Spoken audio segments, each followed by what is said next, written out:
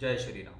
मेरा आज का ये वीडियो वृषभ राशि के जातकों के लिए बहुत ही खास है और खास होने की विशेष वजह है राहु केतु का महापरिवर्तन।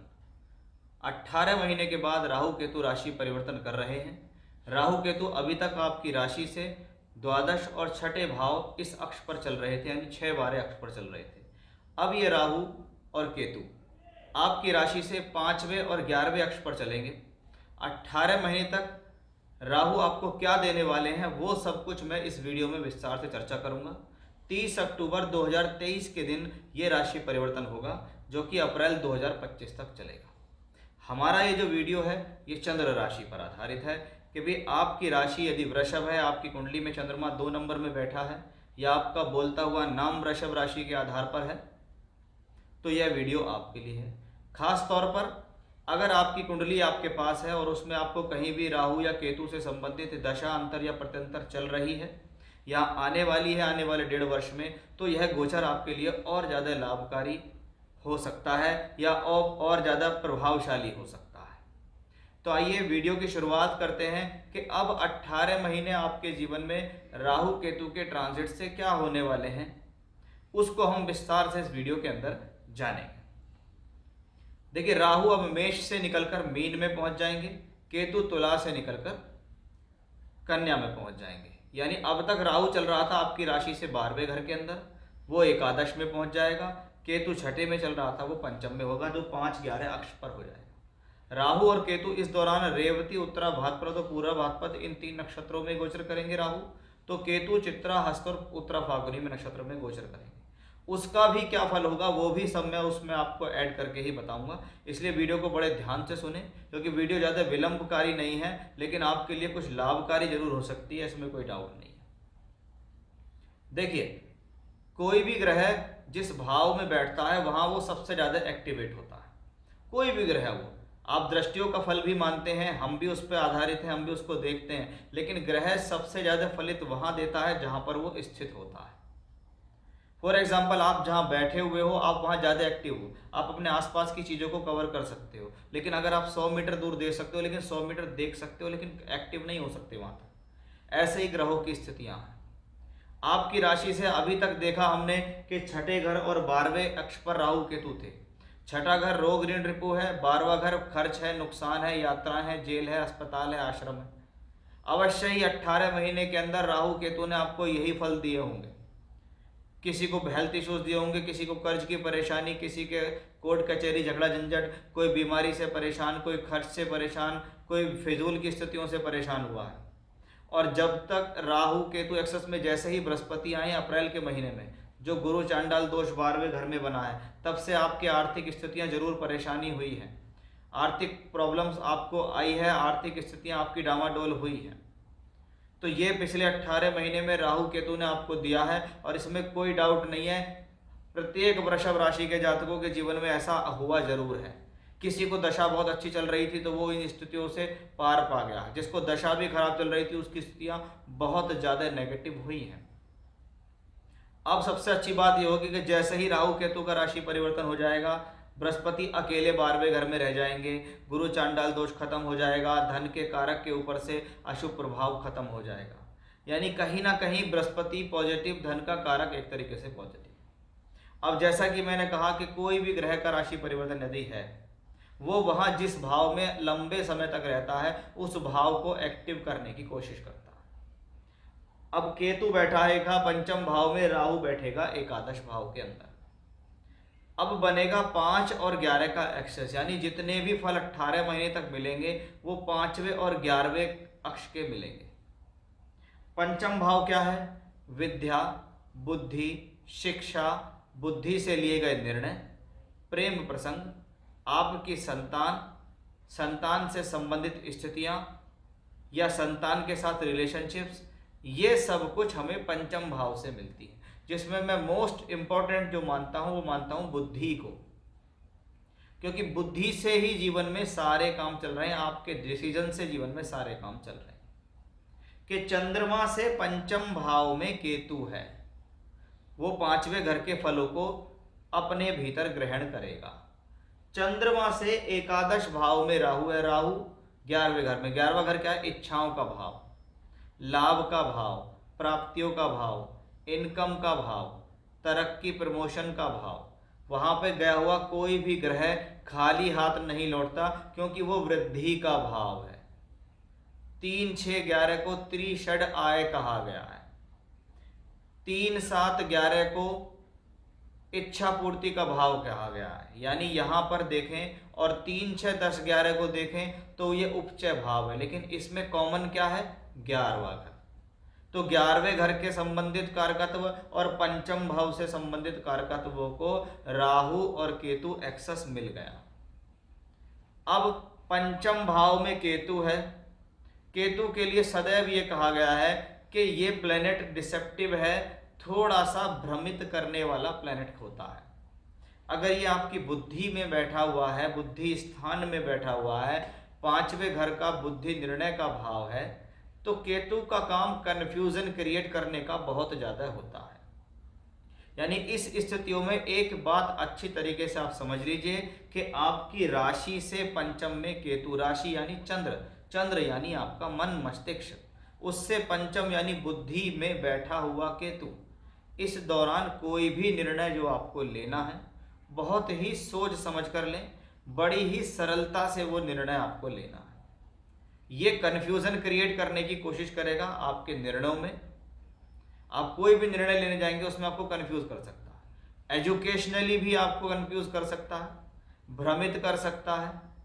आप ठीक समय पर ठीक निर्णय नहीं ले पा रहे या ठीक समय पर पढ़ाई पर ठीक फोकस नहीं लगा पा रहे, ये सब कुछ भी 5th हाउस में केतु से आता है, क्योंकि केतु का काम कहीं ना कहीं जीवन में कंफ्यूजन क्रिएट करने का है। हालांकि ये बुध की राशि है, बुध की राशि में अगर केतु बैठे तो इसको बुद्धि के लिए शुभ माना गया है, लेकिन ग्रह का अपना एक स्वभाव है। केतु का ये स्वभाव है, वो बुद्धि पे बैठेगा तो बुद्धि, वो सुख में बैठेगा तो सुख, वो विवाह में बैठेगा तो विवाह। प्रॉब्लम तो उसका काम है देने का, क्योंकि राहु और केतु को शास्त्र में कहा गया ये अशुभ ग्रह हैं, ये ग्रहण लगाने वाले ग्रह हैं। और ग्रहण कहाँ लगेगा? बुद्धि पे ग्रहण, आपके ज्ञान पे ग्रहण। आप कहेंगे भी मैं तो बहुत समझदार व्यक्ति हूं, लेकिन फिर भी मैं इस झांसे में आ गया, मैंने गलत निर्णय ले लिए, मैंने किसी के कहने से पैसा कहीं लगा दिया, किसी के कहने से मेरी बुद्धि काम नहीं करी, मैंने उसके वशीभूत होता चला गया, जैसा वो कहता रहा मैं करता रहा, मैंने किसी की सुनी नहीं और मुझे अंततः लॉस हो गया। एग्जैक्टली शिक्षा के क्षेत्र में भी है, किसी ने कहा भाई आप ये पढ़ाई करो, ये आपके लिए ठीक है, लेकिन आप माने नहीं, आप उस ट्रैक पे नहीं गए, आपने दूसरा ट्रैक पकड़ लिया, आप वहाँ भ्रमित हो गए, कंफ्यूज हो गए, आपको अपनी पढ़ाई बीच में छोड़नी पड़ी, फिर दोबारा एडमिशन लेके आपको दूसरी जगह जाना पड़ा। तो ये क्या है? 5th हाउस का केतु है। राहु और केतु के लिए कहा गया वो जिस एक्सेस पे आ जाते हैं, अब ये 18 महीने तक है, तो अगर संतान से संबंधित कोई भी घटना चाह रहे हैं तो वो कुछ ना कुछ यहाँ हो जाएगी। बहुत बार संतान का विवाह तक होना भी ऐसी ही स्थितियों में दिखता है। तो वो एक प्रबल स्थिति हमें पंचम भाव में केतु के बैठे होने से दिखाई देती है, जिसका सबसे बड़ा सार है कि ये 5th house known for wisdom, बुद्धि का भाव है। और अगर बुद्धि ही ठीक नहीं है तो कुछ भी ठीक नहीं है। आपकी राशि है वृषभ, वृषभ के स्वामी है शुक्र, और ये स्थिर और पृथ्वी तत्व की राशि है। यानी आपके अंदर स्थिरता भी है, गंभीरता भी है, मेहनत भी है, लेकिन उसके लिए कंफ्यूजन देने वाला ये प्लेनेट है, इसको इसका काम नहीं करने देना। इसको कंट्रोल करने के लिए रेगुलरली अपने जीवन में गणेश जी की आराधना को जोड़ लीजिए, या संकट नाशन गणेश स्तोत्र या गणेश अथर्व शीर्ष स्तोत्र का पाठ करना भी शुभ होता है। खास तौर पे बुधवार के दिन विष्णु सहस्त्र नाम का पाठ करना आपके लिए बहुत ही शुभ फलदायी रहेगा। केतु यहां से बैठकर नवम भाव पे दृष्टि देंगे, और केतु कौन है? आध्यात्म और मोक्ष का ग्रह, यानी धर्म के प्रति आपका रुझान बढ़ाएगा, धार्मिक यात्राएं कराएगा, धार्मिक पूजा पाठ कराएगा। कभी कभी तो कुछ धार्मिक स्थितियों से पढ़ने को भी मिलता है कि जी मैंने इस दौरान शास्त्र पढ़ने शुरू कर दिए, मैं पूजा पाठ में ज़्यादा लग गया, मैंने योगा प्राणायाम करना शुरू कर दिया, मैं अब ध्यान लगाता हूँ, मैं आध्यात्म करता हूँ, या इससे संबंधित कोई पढ़ाई करनी मैंने शुरू कर दी। ये केतु से ही आएगा। अब राहु बैठा एकादश भाव में, में। 11वें घर में बैठा हुआ मेलेफिक प्लेनेट सदैव शुभ होता है। वो आपकी इच्छाओं का दमन करता है, आपको काम पे फोकस करने के लिए कहता है। ये 11वां कहाँ से है? आपकी राशि से 11वां है, कि आपके मन से, आपके शरीर से, आपके निर्णयों से 11वां भाव, उसमें राहु है, कि आप इस दौरान जो करेंगे और जो सोचेंगे उसका लाभ यहाँ मिलेगा। लेकिन इससे पहले पंचम भाव आता है। अगर आप यहाँ से काउंट करते हो तो 11वां बाद में है, पहले पंचम में। यानी अगर आपकी बुद्धि एकाग्र है, अगर आपकी बुद्धि सही है, आपकी बुद्धि सुरक्षित है, आप सही निर्णय ले रहे हैं, तभी वो राहु एकादश में लाभ देता है।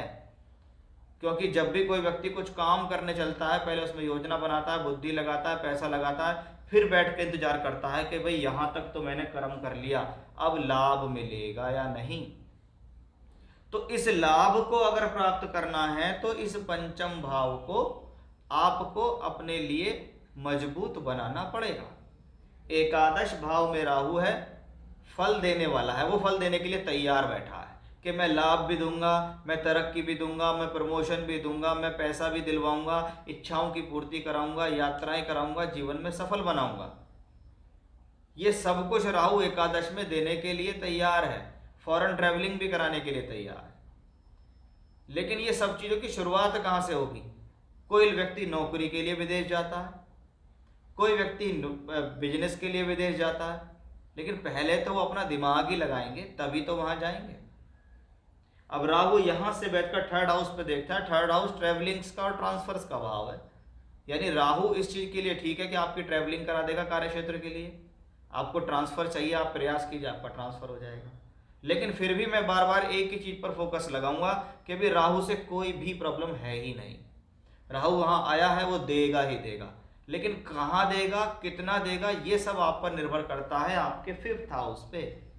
इसलिए जो रेमेडी बताई वो रेमेडी करनी है, जो बात बताई उस बात को समझना है, और लाभ आप ले लीजिए। प्लेनेट लाभ देने के लिए मना नहीं कर रहा, 5वां और 11वां अक्ष ही लाभ का है, लेकिन पंचम बुद्धि है, 11वां लाभ है। जैसी बुद्धि वैसा लाभ, क्योंकि ये दशम भाव से 8वां कहलाता है। मेरे कर्मों की गलतियां मुझे भुगतनी पड़ सकती हैं, इसलिए 5-11 एक्सेस में पहले 5 है, बाद में 11 है। ये 5-11 अक्षय की बुद्धि ही ठीक नहीं तो लाभ कैसा? और बुद्धि बढ़िया, निर्णय बढ़िया, सब कुछ अच्छा, तो लाभ भी उसी स्तर का बेहतर ही आपको मिलेगा।